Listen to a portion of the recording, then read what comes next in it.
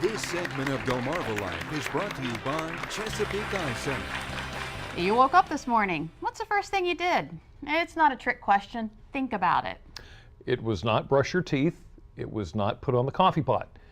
But I bet I do know what you did. You opened your eyes. You know, sight is a sense that a lot of us take for granted. Yeah, so today we're talking about eye health for the entire family, starting with the kids. Doesn't it seem like more kids need glasses these days? And their prescriptions can get stronger with each visit to the eye doctor. So what is robbing them of their 20/20 vision? The answer may very well be right in front of them. The world is becoming more out of focus for 5-year-old Scarlett. My eyes were blurry. Her eyes were blurry.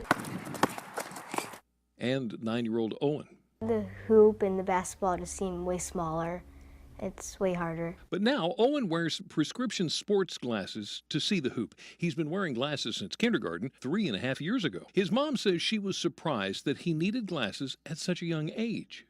He never once complained or said anything about having a hard time seeing. Now, recently, we're seeing more and more children come in with nearsightedness in 1st and 2nd and 3rd grade. Computers, tablets, cell phones, is all this focusing on electronics at close range taking a toll on our kids' eyes? Some studies have shown that increased focus has contributed to nearsightedness. And it's not just kids. The National Eye Institute found a 66% increase in nearsightedness for all ages since the early 70s, the time electronics started coming into homes. We have an iPad and we have our smartphones, and they do implement iPads in the preschool classroom. What letter is that? Z. So, what can parents do? I tell them to try to maximize that distance between their eye and the device. One way to do that is the 20-20-20 rule. For every 20 minutes they spend on the device, I like them to look at something 20 feet away for 20 seconds. This decreases the visual demand they have in near. And of course the obvious, limit the time they spend on electronics and just go outside and play. Large-scale studies have shown that children that spend more time outdoors are significantly less likely to become nearsighted than those children that are indoors, spend time focusing on those devices.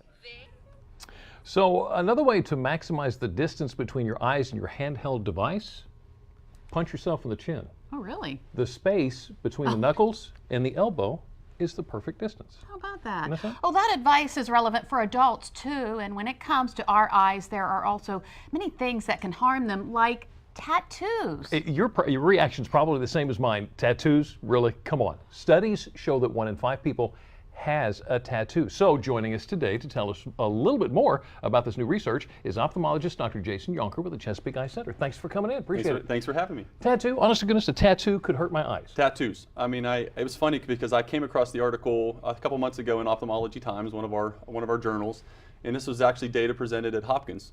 From a uveitis specialist, which uveitis is essentially inflammation in the eye, kind of like think of it as arthritis in your eye. Okay. And the specialist presented data of a lot of new patients that have come into the center within the last year with bilateral or both eyes being inflamed, painful, red, light sensitive, and what they found was that there was patients that had a tattoo that was associated with the eye inflammation several days prior.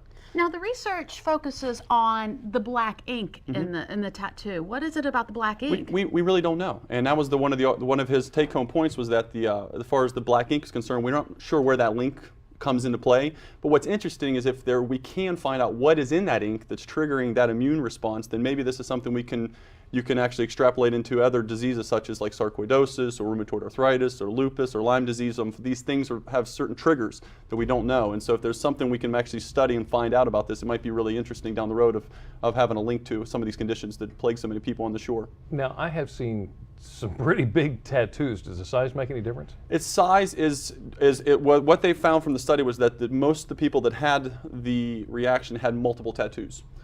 So size probably does have a matter as far as developing the condition, or the number of tattoos or the number of times the body is exposed to the actual ink. How about that? Now, are there any symptoms or any signs that may indicate a problem? Yeah, well, the first sign usually is swelling around the tattoo site. You'll get a raised edge of the tattoo, and the skin even around the edge of the tattoo will become red and sometimes even bumpy and tender. And that usually precedes the eye finding. So the take-home point is that if you do get a tattoo and you do get pain around the tattoo site, and if you develop any eye findings where you're getting this sensitivity, light sensitivity, make sure you mention it to your doctor because this isn't something that's really that well known yet.